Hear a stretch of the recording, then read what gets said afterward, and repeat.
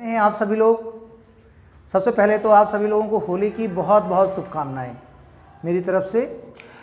और आज मैं होली के इस शुभ अवसर पर आप लोगों के लिए एक विशेष चीज़ लेकर आ रहा हूँ। विशेष एक होली का मेरी तरफ से गिफ्ट समझिए कि इसमें मैं डिस्कस करने जा रहा हूँ आपसे कि कैसे एमपीपीएससी को की प्री को क्रैक किया जाए, किस प्रकार से, कैसे, क्या स्ट्रेटजी होनी चाहिए, बेस्ट स्ट्रेटजी कैसी होनी चाहिए।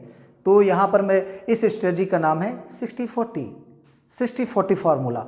यह 60-40 क्या है, आइए देखते हैं 60-40 क्या है। जैसा कि आप जानते हैं कि हमारा जो एमपीपीएससी का प्रीलिम्स का सिलेबस है वह हमारी 10 यूनिट में डिवाइड है। फर्स्ट यूनिट मध्य प्रदेश का इतिहास संस्कृति से संबंधित है। सेकेंड यूनिट में भारत का इतिहास, थर्ड यूनिट में मध्य प्रदेश की ज्योग्राफी, फोर्थ यूनिट में Indian and world geography, fifth unit में मध्य प्रदेश की polity and economy, sixth unit में Indian polity and economy, seventh unit में science and tech, eighth unit में current affairs and games, ninth unit में आपका है communication technology and information technology और 10th unit में कमीशंस। तो अब देखते हैं इसके फॉर्मूले को कैसे करके हम बेहतर अच्छी स्ट्रेटजी के द्वारा एमपीपीएससी को क्रैक कर सकते हैं। तो ये है आपके जो बताने जा रहा हूँ मैं कि कैसे 60-40 के फॉर्मूले को हम अप्लाई करेंगे। तो देखिए ये है हमारा पार्ट ए, ये है पार्ट ए और ये है आपका पार्ट बी। हमने अपने सिलेबस को दो पार्ट में डिवाइड किया, पार्ट ए में और पार्ट बी में। अब देखिएगा कि सबसे पहले यूनिट 1, यूनिट 3 एंड यूनिट 5, मतलब कि यूनिट 1 में एमपी की हिस्ट्री एंड कल्चर, यूनिट 3 में एमपी की ज्योग्राफी एमपी और यूनिट 5 में है एमपी की पॉलिटी एंड इकोनॉमी। तो ये जो वर्तमान में जो ट्रेंड चल रहा है पिछले 5 सालों का, और 5 सालों का क्या, जब से मैं दे रहा हूँ, मैं तो जब से दे रहा हूँ 2005 से, तब से लगातार यही देख रहा हूँ कि एमपी के 35 क्वेश्चन, 30 से 35 क्वेश्चन, और वर्तमान में तो 35 क्वेश्चन ये जो हैं बिल्कुल बने ही हुए हैं, आते ही आते हैं 35 क्वेश्चन। उसके बाद देखिए उसका यूनिट 8 है आपके हाथ में। यूनिट 8 में क्या है आपका current affairs and games.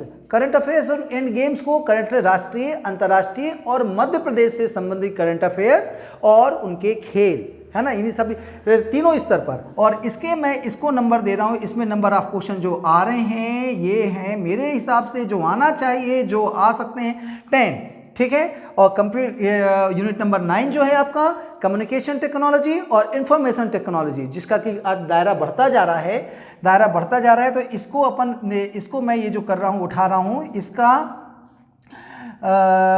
6 question, इसको मैं ले रहा हूँ 6 क्वेश्चन का, ठीक है। 6 क्वेश्चन यहाँ से ये मैं ले रहा हूँ का मतलब है ट्रेंड जो कहता है, जो पिछले 5 सालों में जो ट्रेंड है वो जो कह रहा है इसका मतलब ये है।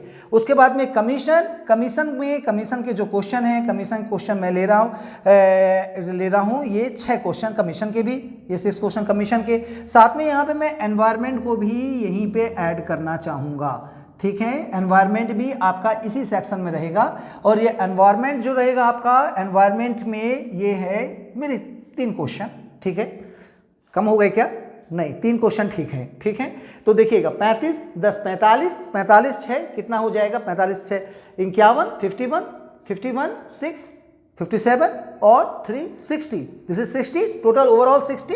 ये 60 क्वेश्चन एक सेक्शन पार्ट ए में आपका कितना हो गया, पार्ट ए में ये जो सेक्शन है ये 60 क्वेश्चन का, ठीक है। अभी हमने हिस्ट्री, ज्योग्राफी, पॉलिटी और साइंस अभी कोर सब्जेक्ट के रूप में अभी बिल्कुल भी टच नहीं किया है।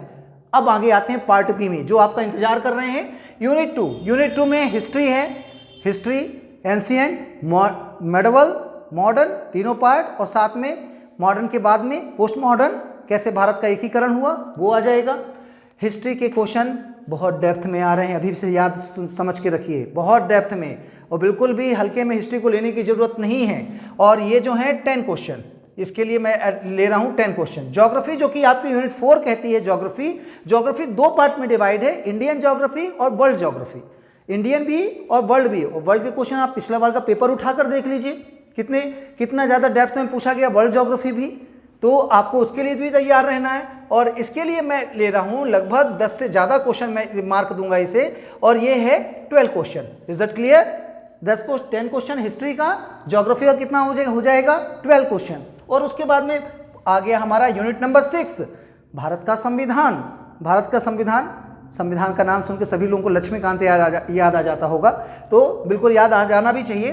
तो पॉलिटी और इकोनॉमिक्स, पॉलिटी क्या हो जाएगी, पॉलिटी के 6 क्वेश्चन मैंने यहाँ पे एडॉप्ट किया, और यहाँ पे आपका इकोनॉमिक्स के ज़्यादा नहीं, मात्र 2 क्वेश्चन। 6 + 2 यहाँ पे कितना हो गया, ये पूरा 8 क्वेश्चन का, ये हो गया 8 क्वेश्चन। तो ये कितने हो गए आपका, लगभग 30 क्वेश्चन ये हो रहे हैं। और साइंस की 7th यूनिट आप उठा कर देखिए।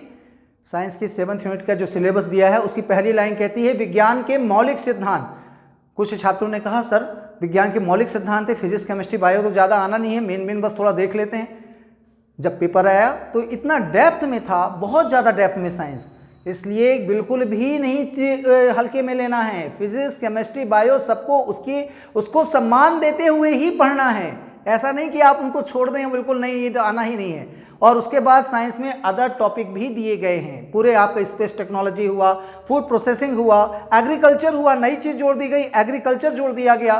तो ये जो टॉपिक हैं सब मिलाकर मैं ले रहा हूँ 10 क्वेश्चन। हालांकि एनवायरनमेंट मैंने उठा के 3 क्वेश्चन यहाँ डाल दिया आपके इस पार्टे में, ठीक है। तो ये वाला पूरा कितने हो गया आपका, ये पूरा रेशियो आपका 40 क्वेश्चन का, ये 40 क्वेश्चन, पार्ट बी का ये 40 क्वेश्चन। हमारी स्ट्रेटजी जो है 60 और 40। अब देखिएगा स्टूडेंट क्या करता है, एमपीपीएससी का जो एस्पिरेंट्स है वो पूरा का पूरा जो मेहनत करता है या लगाता है, अधिकतर कहता है हिस्ट्री पढ़ लिया जाए, ज्योग्राफी पढ़ लिया जाए, ज्योग्राफी राजा महाराजा, उसके बाद देश विदेश घूम लिए, ज्योग्राफी पढ़ लिया, फिर थोड़ा संविधान देख लें, उसमें संविधान में कमांड बनाया जाए, और इतने तक में साइंस में जब आते हैं तो एग्ज़ाम पास में आ जाता है।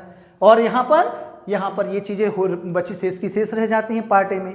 आप देख रहे हैं वेटेज किसका है, वेटेज 60 क्वेश्चन का है, पार्ट ए का वेटेज है, एमपी का वेटेज है, करंट अफेयर्स, इसमें कम मेहनत में अधिक नंबर आप ले सकते हैं। कम मेहनत में करंट अफेयर्स गेम्स में स्टूडेंट क्या करता है, वो जनरली जो ज़्यादातर लोग बात कर रहा हूँ, एक अच्छा स्टूडेंट, एक सजग स्टूडेंट ये गलती नहीं करता। जनरली क्या करते हैं कि दिन भर हमेशा साल भर ये क्या किए, हिस्ट्री ज्योग्राफी पॉलिटी साइंस पढ़े और ये पढ़े, और लास्ट में करंट अफेयर्स बिल्कुल नहीं देखते। लास्ट के समय देखते हैं एमपी का कौन सा करंट अफेयर्स आया, और नेशनल इंटरनेशनल कौन सा करंट अफेयर्स आया, देखते हैं स्पीडी आई क्या, नहीं स्पीडी आई क्या भाई, कोई स्पीडी आई भाई। मैं किसी चीज़ को ये नहीं कर, लेकिन आप लगातार पढ़िए। मैं किसी बुक को, सब बुक्स अच्छी होती हैं लेकिन लगातार पढ़िए, कंसिस्टेंसी आप हर समय मेंटेन रखिए। कम मेहनत में ये 10 question current affairs and games दिलाएंगे आपको, कम मेहनत में, जो कि हिस्ट्री आपको पूरा एंशिएंट, मेडिवल और मॉडर्न, पोस्ट मॉडर्न पढ़ने के बाद 10 क्वेश्चन पाना है, वो आपको 10 क्वेश्चन यहाँ पे करंट अफेयर्स और गेम्स दिला देंगे। एक छोटे से आप रोज रेगुलर आप न्यूज़पेपर से जुड़े रहिए